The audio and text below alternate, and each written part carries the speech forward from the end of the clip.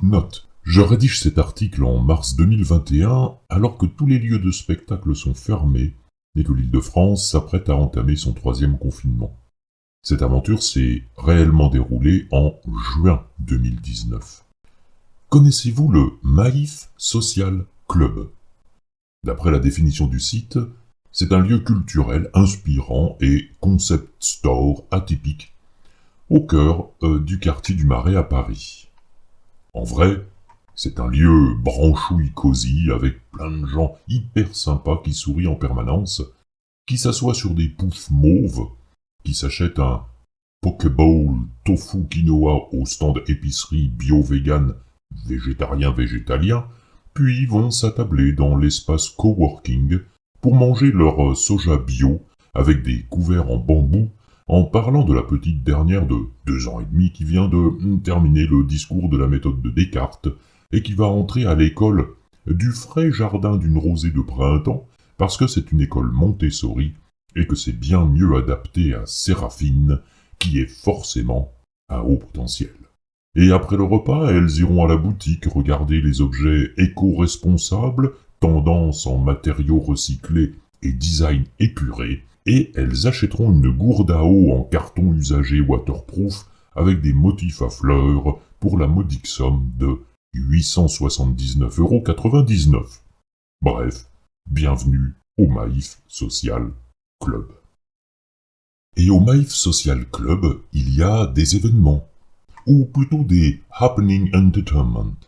C'est pareil, mais en utilisant un mot anglais, parce qu'à Paris, dans le Marais, si tu parles en français, t'as rien compris.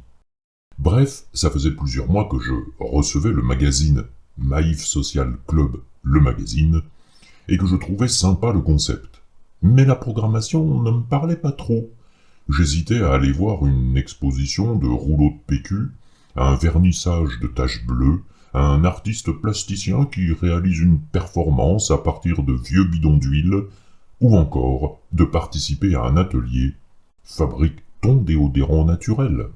J'en étais là de ma réflexion, lorsque je vois la présentation d'une conférence de Mathieu Ricard, qui viendra parler de psychologie positive. Intéressant, me dis-je. Je vais m'inscrire. Je vais sur le site, et je lis. Complet. Ah mince. Pourtant la conférence est programmée 3 mois plus tard. Et toutes mes expériences ultérieures se solderont par le même résultat. C'est que le Maïf Social Club est très prisé des Parisiens. Bref, impossible de s'inscrire. Alors, face à l'adversité, j'ai employé les grands moyens. Moi, allô, Doc Emmett Brown. Yes, Bill. What can I do for you? Moi, tu pourrais m'emmener au 15 février 1790? Doc Emmett Brown. Of course, no problem. I put a little plutonium in the DeLorean and I pick you up. Moi, super, à toutes. Environ 1 heure plus tard, le temps de programmer le convecteur temporel, et j'étais à Hill Valley, le 15 février 1790. Oui, je voulais éviter la révolution.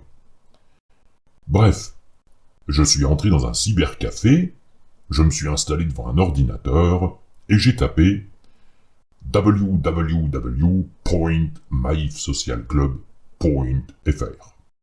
J'ai dû faire attention car là-bas, les claviers sont en QWERTY et c'est vraiment pas pratique. J'ai sélectionné la conférence d'André Comte-Sponville. Sur les 100 places, il n'en restait plus qu'une. Ouf, elle est pour moi. C'était -1. Si j'avais su, j'aurais demandé à Doc de remonter en l'an 0 pour assurer le coup, et j'aurais pu en profiter pour aller saluer JC. Après, on est allé boire une cervoise à la taverne à la Picrate des 5 Échecoliers. On a repris la DeLorean et on est rentré. Voilà. Maintenant vous saurez. Si vous souhaitez vous inscrire à un happening entertainment du Maïf Social Club, passez d'abord un petit coup de fil à Doc Emmett Brown. Il y a 3 semaines, j'ai reçu un mail pour me demander de confirmer ou pas ma réservation pour la conférence. J'ai évidemment confirmé. Il y a 15 jours, un nouveau mail pour confirmer. J'ai confirmé. Il y a une semaine, qui me demandait de confirmer. J'ai confirmé. Il y a 3 jours, qui me demandait de confirmer. J'ai confirmé. Il y a 2 jours, qui me demandait de confirmer. J'ai confirmé. Et hier, j'ai confirmé. Sans blague. Ça fait 1000 ans que j'attends. Je ne vais quand même pas annuler sur la ligne d'arrivée. Bref, ce soir, c'est la conférence d'André Comte-Sponville sur le thème du bonheur au travail, et j'ai une place. Et il faut que je vous raconte mon aventure dans l'ordre. Donc, le métro. J'arrive sur le quai de la ligne 8, et je vois que le métro est dans 7 minutes. Bon, je marche. Le quai est désert, je marche. Des gens arrivent, je marche. Et je me positionne totalement, aléatoirement, quelque part sur le quai. Environ 25 minutes plus tard, le métro arrive. Il y a 5, 6, je ne sais pas, wagons. Bon, allez, on va dire 5 voitures.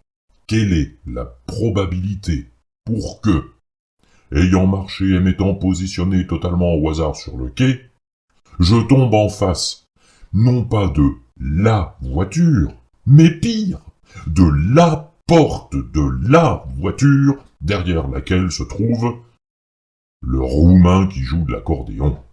Enfin, qui joue de l'accordéon. Oui, c'est insupportable. En fait, il nous casse les oreilles et c'est sa stratégie. Qu'on lui refile une pièce pour qu'il se barre dans la voiture de derrière. Alors je vous le demande. Pourquoi les probabilités sont contre moi? Car franchement, à raison de 3 portes par voiture, il y avait donc 15 portes. Donc, statistiquement parlant, j'avais beaucoup plus de chances de me trouver face aux 14 autres portes. Alors pourquoi je suis face à l'accordéon roumain?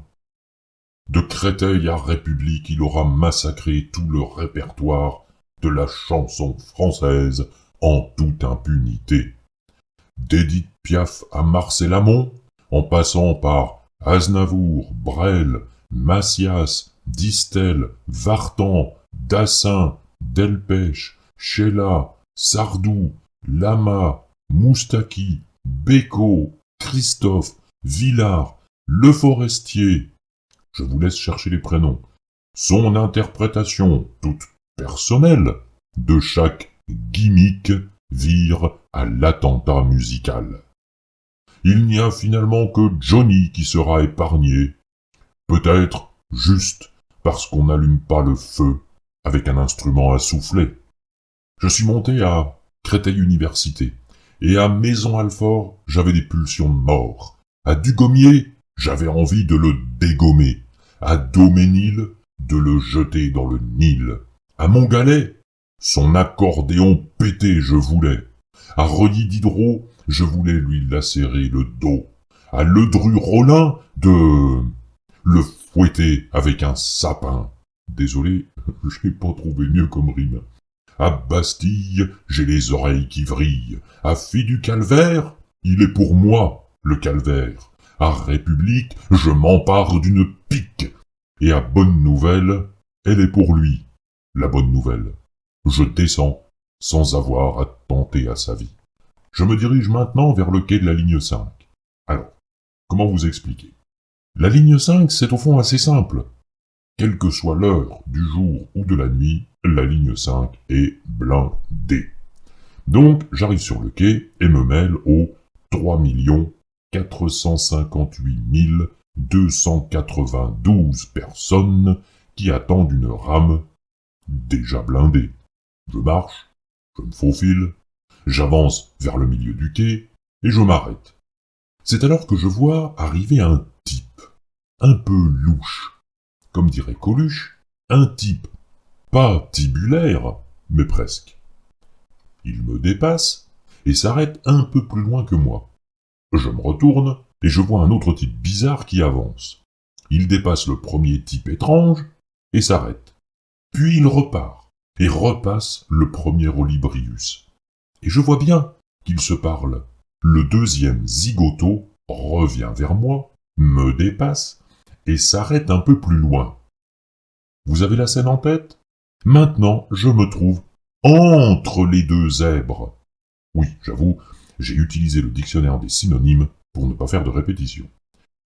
Je comprends que j'ai affaire à deux pickpockets, mais des pickpockets débutants pour voyageurs aveugles et totalement naïfs.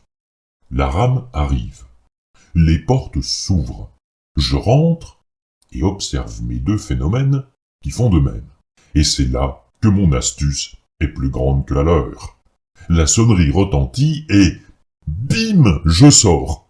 Et pas eux. Bref, je regarde la rame partir et, mort de rire sur le quai, je fais un pied de nez au pickpocket roumain, rouge de rage, qui fulmine derrière sa vitre.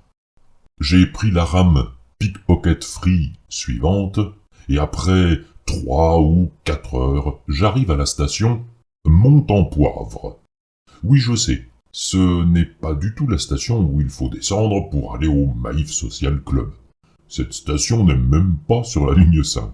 Mais j'aime bien dire Mont-en-Poivre. Ceci dit, j'ai hésité avec Oberkampf, que j'aime bien prononcer aussi car ça me rappelle l'accent à couper à la tronçonneuse de mon prof d'allemand du collège. J'arrive au Maïf Social Club et j'arrive au Maïf Social Club. J'entre dans ce temple de la bobonitude parisienne. Je croise deux femmes assises sur des chaises hautes, un thé bio-détox Kousmi dans une main et l'iPhone 154 XS16 soupape dans l'autre main. L'épicière bio, avec son tablier façon Paris 1930, remet en place les gourdes fleuries en aluminium synthétique garanties sans bisphénol. Je lui demande où je dois me rendre pour la conférence d'André Comte-Sponville. Elle se retourne, me répond avec un large sourire artificiel qu'il suffit de suivre la ligne jaune jusqu'à l'escalier là-bas au fond. Bon, j'arrive au pied de l'escalier qui est empêché par une rubalise. J'en comprends que je dois patienter en faisant comme tous ces gens qui tapotent sur leur smartphone. M'asseoir sur un pouf mauve ou jaune de Damas. Ce que je fais. Enfin presque, car je ne tapote pas sur mon smartphone, j'observe. Une femme vient retirer la rubalise et on peut la suivre jusqu'à la salle de conférence. André Comte-Sponville est déjà là. Il nous accueille par un « Bonsoir, prenez place ». Ce que je fais. Bref, la conférence se déroule comme une conférence. Le sujet est intéressant et bien traité. Bref, une conférence, quoi. Et à un moment, une femme demande le micro pour poser une question. Elle commence par « Je vais être synthétique et faire court. » Avez-vous remarqué comme toutes les personnes qui annoncent qu'elles vont faire court sont généralement des personnes qui ne vont plus lâcher le micro et partir dans une logorée dont on comprend que si personne n'y met un terme, on y sera encore demain matin. Bref, elle souhaitait parler de son burn-out. Elle a parlé de sa vie au travail, du management horrible et de plein d'autres choses que j'ai oubliées car j'ai très vite décroché. En fait, je scrollais sur mon smartphone quand l'agitation de la salle m'a fait relever la tête.